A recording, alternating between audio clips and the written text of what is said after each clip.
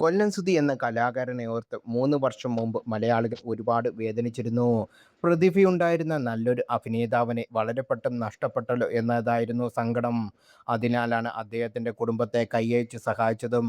പക്ഷേ സുധിയുടെ ഭാര്യയായ രേണുവിനും കുടുംബത്തിനും അത് അവസരമായി കണ്ട് മുതലെടുക്കുകയാണെന്നും സുധിയുടെ മൂത്ത മകൻ കിച്ചുവിന് അർഹതപ്പെട്ടതൊന്നും ലഭിക്കുന്നില്ലെന്ന് സുധിയെ സ്നേഹിക്കുന്ന പ്രേക്ഷകർ തിരിച്ചറിഞ്ഞത് വൈകിയാണ്. രേണു സബ്സ്ക്രിപ്ഷൻ ആരംഭിച്ച ശേഷം അമ്മ എന്ന രീതിയിൽ ആ സ്ഥാനത്തേക്ക് നിന്ന് അവരെ മാറ്റി നിർത്തിയിരിക്കുകയാണെന്ന് കിച്ചു.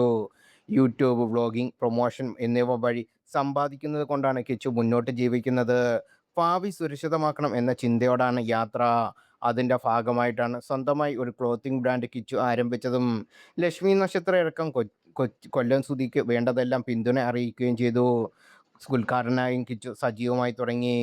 തുടക്കം കിച്ചുവിന് ഏറെ പ്രിയപ്പെട്ടവരും താടിയും പൊട്ടും എന്ന പേരിൽ അറിയപ്പെടുന്ന ഇൻസ്റ്റാഗ്രാം പേജിൻ്റെ ഷോപ്പ് ഉദ്ഘാടനം ചെയ്തുകൊണ്ടായിരുന്നു. സൂം ഇൻ എന്ന പേരുള്ള ഷോപ്പ് ലേഡീസ് വസ്ത്രങ്ങളുടെ കളക്ഷനുമായിട്ടാണ് പ്രവർത്തനം ആരംഭിച്ചത്.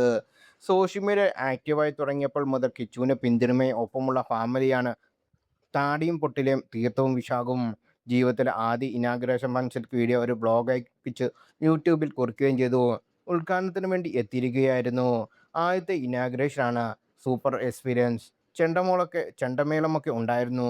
ഷോപ്പിൻ്റെ ഉദ്ഘാടനത്തിനായി എന്നെ ക്ഷണിച്ചവർക്ക് നന്ദി. തീർത്ഥ ചേച്ചിയും വിശാഖ ചേട്ടനും ഹാൻഡ് വർക്കാട്.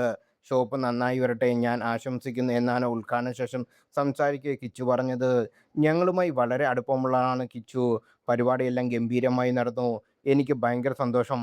കിച്ചുവിൻ്റെ ആദ്യത്തെ ഇനാഗുറേഷനാണ്. അവനും ഹാപ്പിയാണ്.